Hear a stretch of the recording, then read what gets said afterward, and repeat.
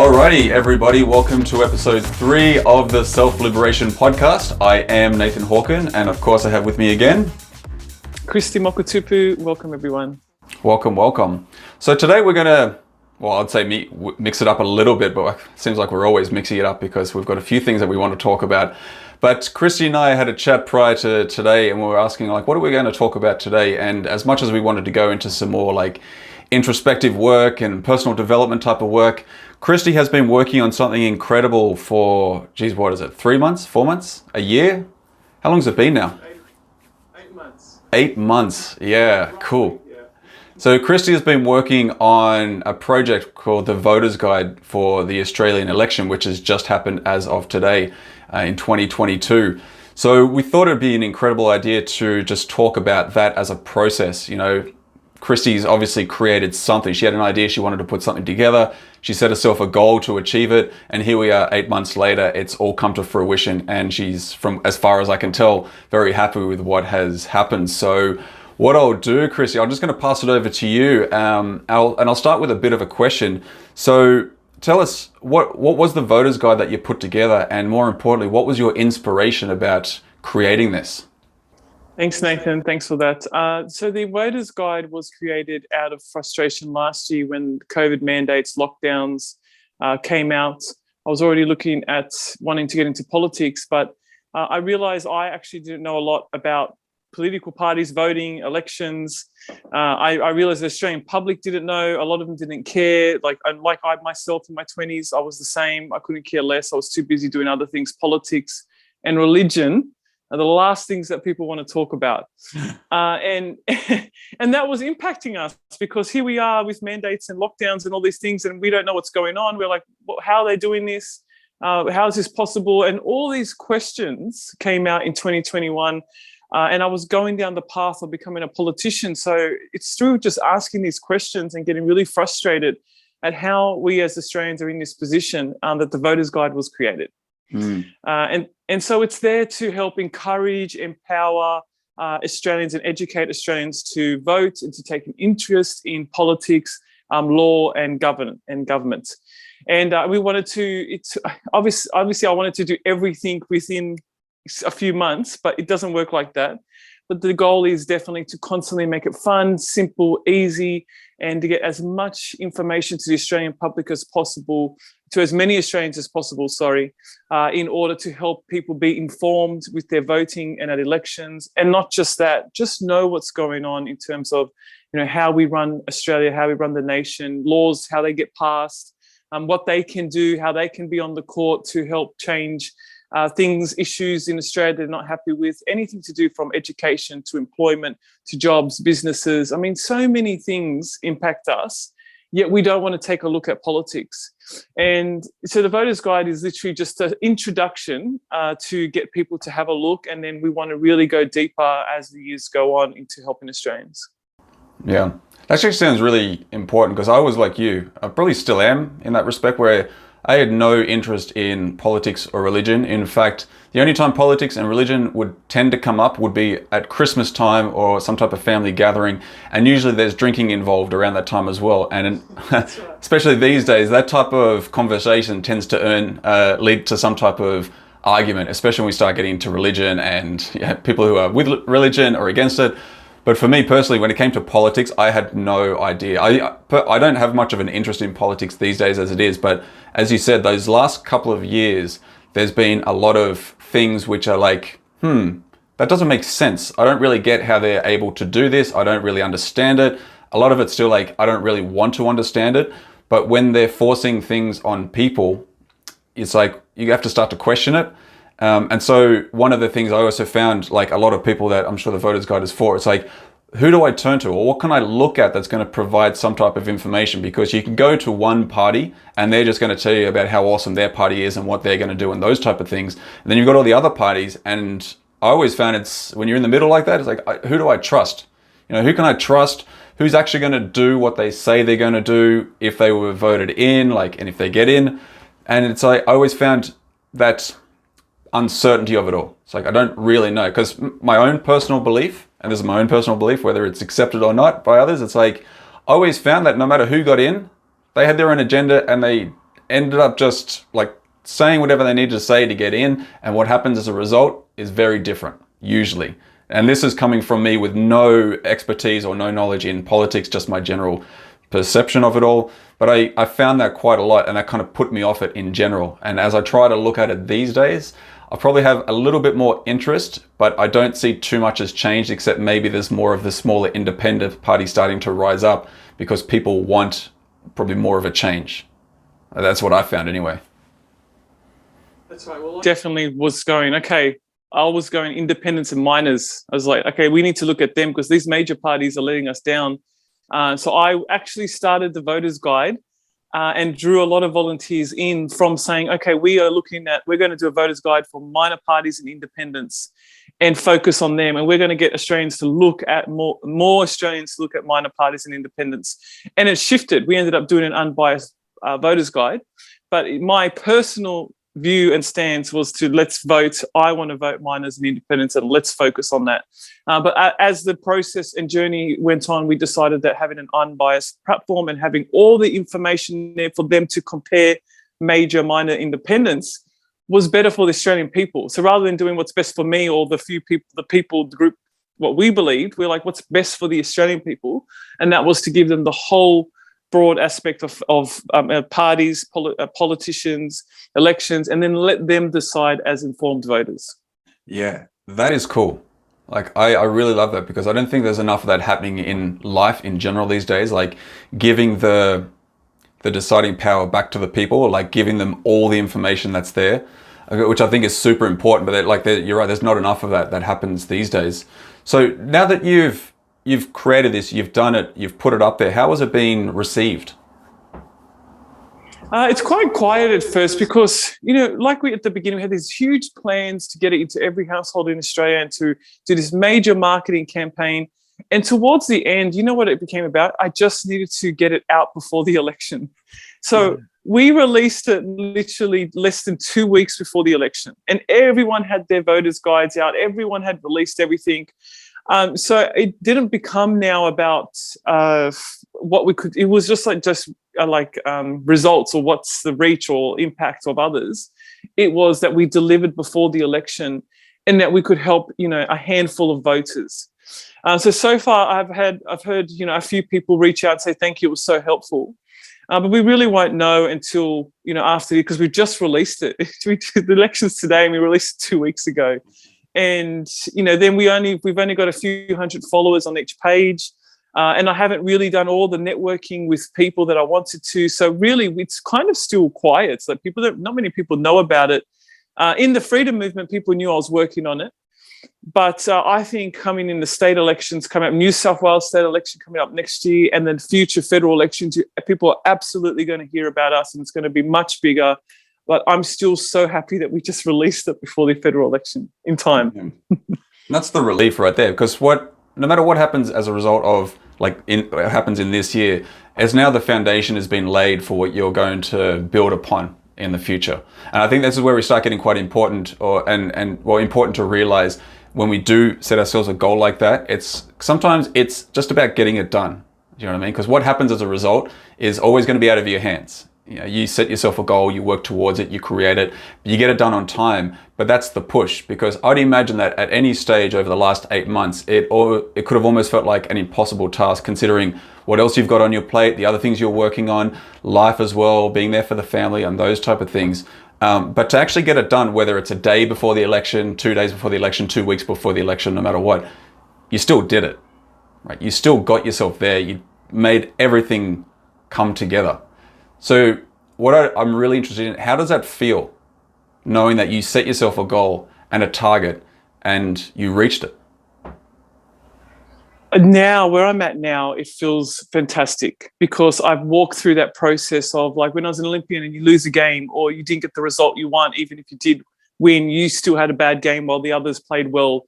It's just, there's always this process after something big. When I got my helicopter license, I remember this was the same. I was like, oh my gosh, this is bigger than what I thought it was. This is really hard. Oh my gosh, there's so much to do. So I jumped into this project like many others, and like everything, and you go, wow, it's so much bigger than I thought it was. But it's I just know that after every project, when I do complete something, there is a process, and it's the first bit is ugly, because you're looking at yourself going, oh my gosh, I didn't do this, I could have done that. It's the negative part. Like when you lose a game, you know, a volleyball game or something, and then after you start to look at what you did well, so then you start to go, okay, but I did this okay. And then there comes this like a third stage where you put it all together and you finally do a proper debrief, and you go, right, you know, reality, this is what, you know, happened, this is what was possible, I could have done this better. And then there comes a place of complete peace, that this is what I could do. This is the best I could do in this time. I did everything I could. And nearly every project that I start, at the end of it, I always say I did everything I could, because I don't like to do things half thing. I do it with everything I've got. But sometimes everything you got may not be the result you want at the end. But still, over the moon that, yes, I've come to the place now, after 2 weeks since releasing of, you know, I'm happy of what I served my nation. I've released this. It's a free resource. All the money we invested into Voters Guide was, you know, a gift to the Australians. We just wanted the information out there. And the website wasn't completely finished, but the booklets were. And so I just went, yep, tick here. That didn't happen, but I'm really happy. I'm not just me. It was the people that I came across. It's the team that put it together. It's the people, the hours they put in, the volunteers. It was really the Australian people I worked with behind the scenes, putting a Voters Guide together.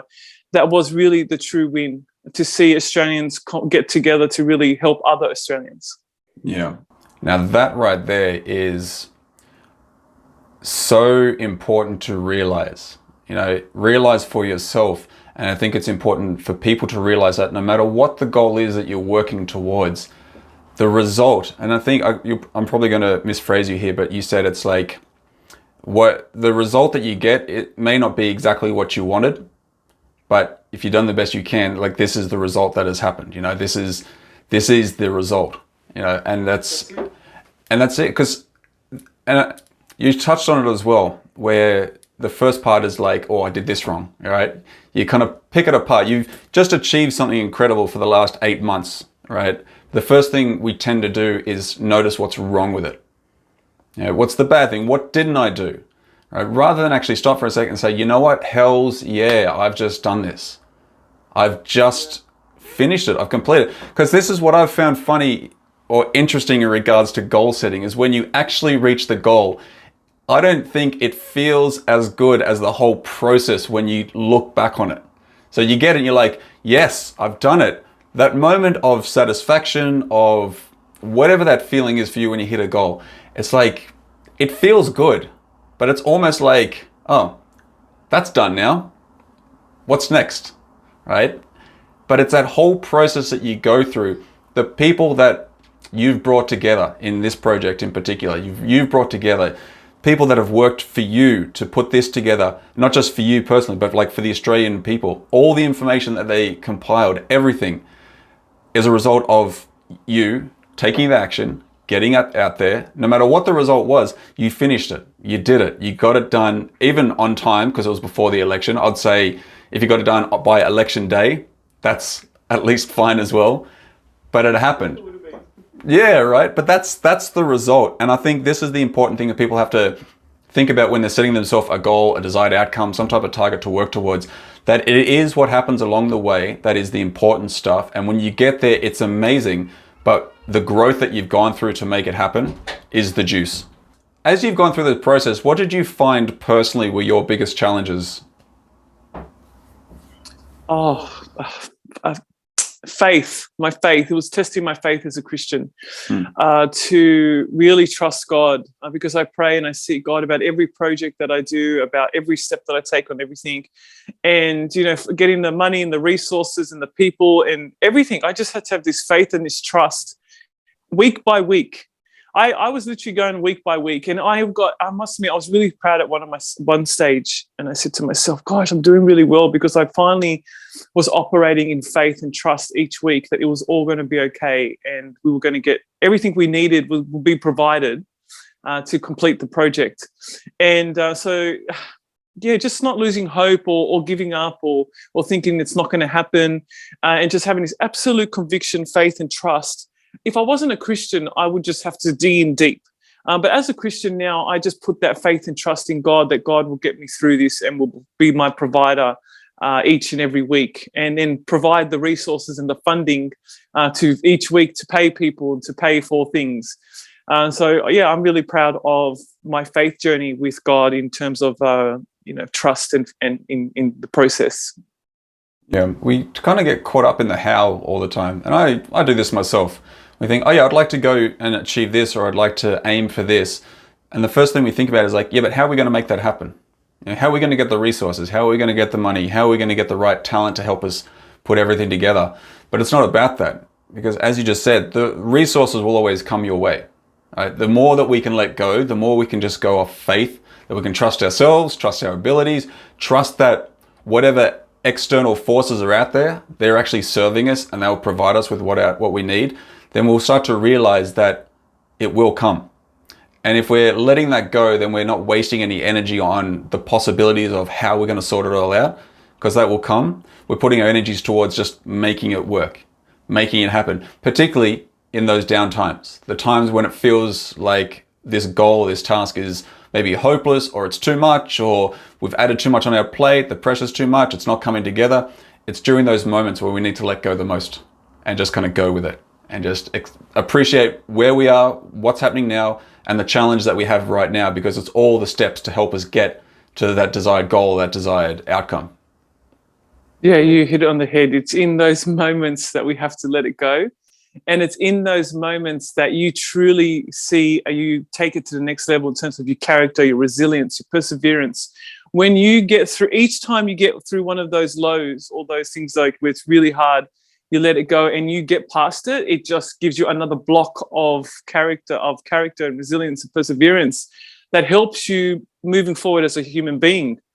So those places of suffering or hardship or crisis or adversity are hard, but when you get through that and you come through flying through it or whatever, you just get past it, then that's actually builds you up instead of putting you down. So it's fantastic to overcome those hurdles.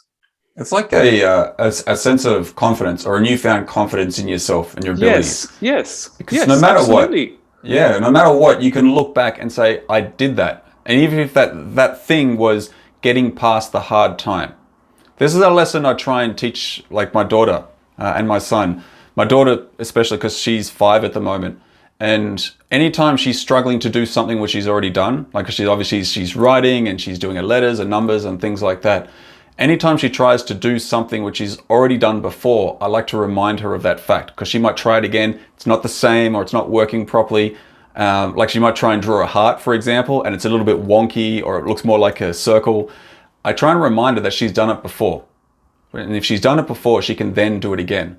And sometimes that works for her, but of course she's still kind of figuring out her emotions. Sometimes it doesn't. But it's such an important lesson, I think, for anyone, is once we've proved to ourselves that we can do it, we can push past times when we're feeling down, feeling stuck, then it means we can do it again. It means we can make that choice or flip that switch inside our mind to not go down that hole next time, or realize that, you know what, I've been here before, I've got through it before, which means I'm going to get through this again. Now I feel better. Now I have more confidence inside myself to just push through any obstacle that comes my way, no matter how big or how small it may be. That's right. And it really comes to those places, though, are places where you're uncomfortable. And so you have to willingly put yourself in uncomfortable places. Yeah. Just like David Goggins, a Navy SEAL, talks about, you go towards suffering, you don't walk away towards it, because that's where your greatest growth is. And being uncomfortable for me, I know it sucks in the moment. I'm like, well, I'm so uncomfortable right now, but I know that that's where my greatest growth is going to happen. So it's a hard one. You're not walking to something fun and easy and pleasurable. You're walking to something hard, and there's a lot of hurdles and roadblocks and adversity in front of you. And you've got to walk that way instead of the easy way. Yeah. And then when we get through it, we look back, we're like, what was I worried about? And I've gone through it. I've done it. Why was I so upset? That's exactly right. It's like that most of the time in everything. So everything, yeah. So yeah. Upon reflection of what you've just done and what you've just gone through, what you personally have accomplished, what is the biggest insight that you've had? Because you've had such an extensive career, you know, you've been in situations where you've pushed yourself at Olympic level and all those type of things. What has been one of the biggest insights for yourself going through this? This is really big for me. Okay, people are going to say, but to going slow is okay. Now, I'm going to explain that, because people that know me, especially your family, people that your family know you the best. I like things done fast. I love to do a lot of things, and I like to achieve, get it done, execute fast. I want platforms built. I want people to do things just that I want them to do it perfect. If that's their field, you execute and you do it very well. And this project was very humbling. It humbled me in many ways. I would say it was a humbling experience. It was, because I wanted it out in January. I was telling people we're going to do this, we're going to do that. It was just a very humbling experience that it went slow.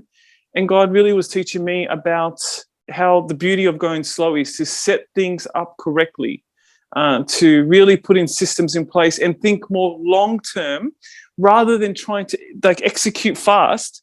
It's okay, but if you think in 10, 20 years, which I'm looking at what we're doing for 10, 20 years time, then let's get this right now. Let's set this up really well and let's take our time. And because you can see things and you go, I want to do that. I want to help. I want to talk about this. And I want to do this. And you just have to stop and get out of that current. It's like that online current. And stay in your own race. And I had to slow it down, stop looking at what other people are doing, and just focus on what God and I were doing with what this, and stay in my own lane and not look anywhere else, and work on my own company and work on what our goals are for the future, and slow it right down. That was so hard for me to do. And it was humbling. So I've been humbled this season by God, and I've learned to go slow.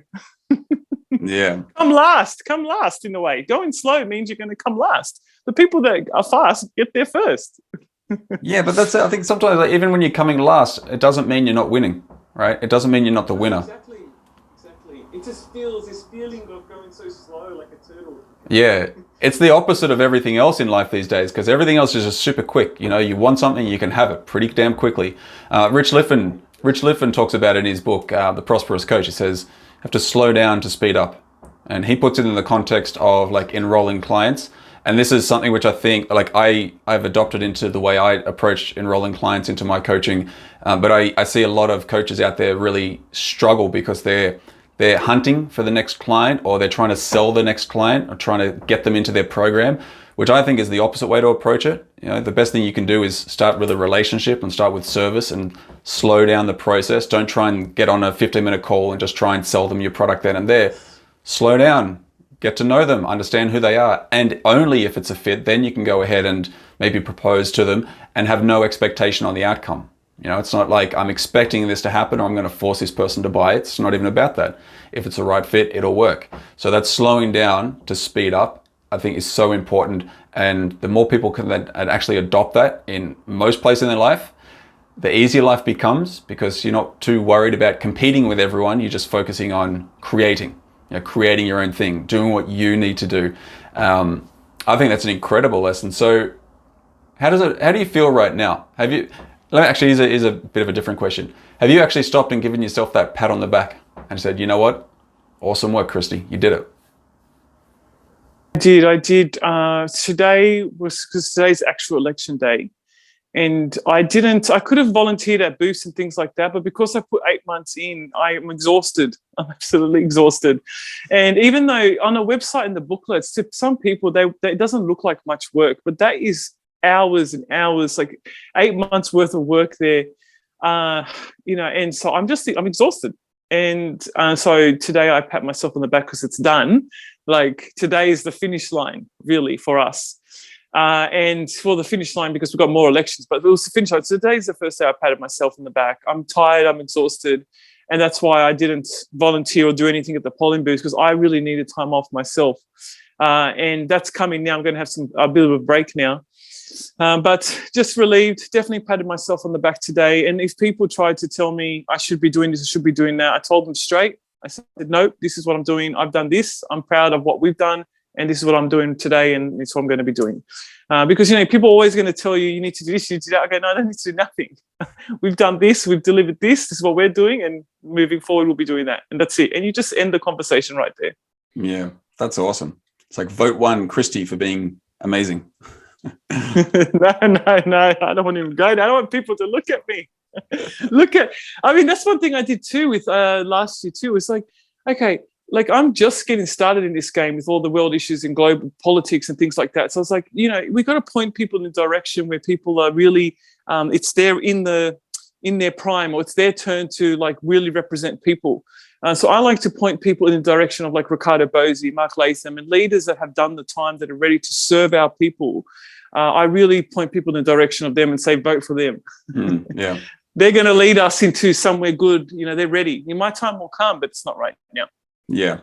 Yeah. Well, that's awesome. So just as we finish up there, what do you think would be a good step for people who are thinking about, like, they've got a goal or something they're creating, but they're struggling at the moment to either get started, or they're in the middle of it and they're struggling to kind of keep that momentum going?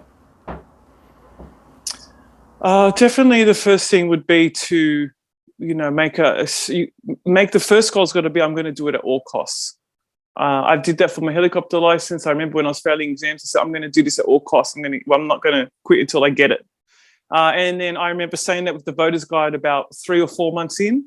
It was hard. And I said to someone, oh gosh, I'm going to do this. I'm going to get this done at all costs. Whatever it takes, I'm going to get it done. So the first thing is just to be sold out. You've just got to say, I'm going to get this done at all costs, no matter what comes my way. All in. All in, because then you will do whatever it takes. That's so powerful. It's such a powerful space to be in. Yeah. Because you don't give yourself that exit door. Yeah. No options, right? Yeah, that's it. And then the second one's definitely be kind to yourself. I'm really hard on myself, and I have to literally pray and speak affirmations to myself all the time, because doing the process, you can be really hard, on yourself, or not achieving or doing things. So being kind to yourself. And then most importantly, this is probably the most important one, is having a great team of people around you, whether it's your family, your partner, your spouse, your people that work for you or who you work for. You just need a good circle of people. I didn't have these incredible people around me. Biliana, Stephen, Artemis, there was Justine, there was just these incredible human beings. This wouldn't happen, and I would be a mental case. So I really, at the end of the day, I'm going to say you need great people around you, and without people around you, you can't do anything alone. That's so true. So thank you to those incredible human beings. I have so much respect for them, and they are the silent heroes of this whole Voters Guide. Yeah, so true. 3 incredibly powerful points there. So go all in on yourself. So if you guys haven't read David Goggins' book, check it out. You'll probably the guy's pretty crazy. You'll probably look at yourself and be like, oh, I got no excuses. But definitely going in all in on yourself is incredible. Finding the right group of people is paramount. And if you haven't got that, then just take a few steps to go out and find those people. Like, they're right there. There's literally, a few clicks away, and you can find some incredible people to be part of. But the one you said about being kind on yourself, super important, because you've got all the resources you need to succeed. And one of the things that we tend to do is just go down the path of what you're doing wrong instead of what you're doing right. And remember that you're doing the best you can with everything you got at any given moment. Sometimes we're struggling and we don't have the same energy output. Look, that's fine. You're still doing the best you can no matter where you are. And I think realizing that is super important. So Christie, that's incredible. And congratulations for doing it, for getting it done, for being a role model inspiration for people, for doing these type of things. It's important that we all understand that we're all people, we're all humans, we all have things that we're working towards, no matter how big or small they may seem. And all it takes is for a couple of people to show us the way to be able to do something like that. And Christie, I see you as one of those people, because what you're doing is really incredible, and it serves a lot of people. So thank you, and awesome work doing it. I think what we'll do is we'll finish up there, but if anyone wants to contact Christie, what's the best way for them to reach you? They can go to my website, christiemokutupu.com, or they can email me, christie@tworg.com.au. Fantastic. We'll put that in the description below as well.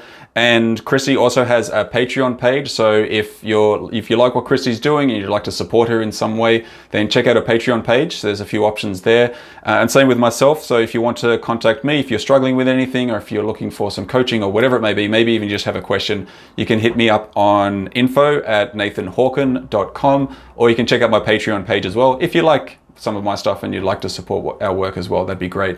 So thank you so much again, Christie. Everyone, thank you for watching or listening. It's been incredible to have you here, and we will see you for episode 4 next week. Thank you so much. Thank you. Thanks, Nathan. I'll see everyone. See you next week. No worries. Bye. Bye.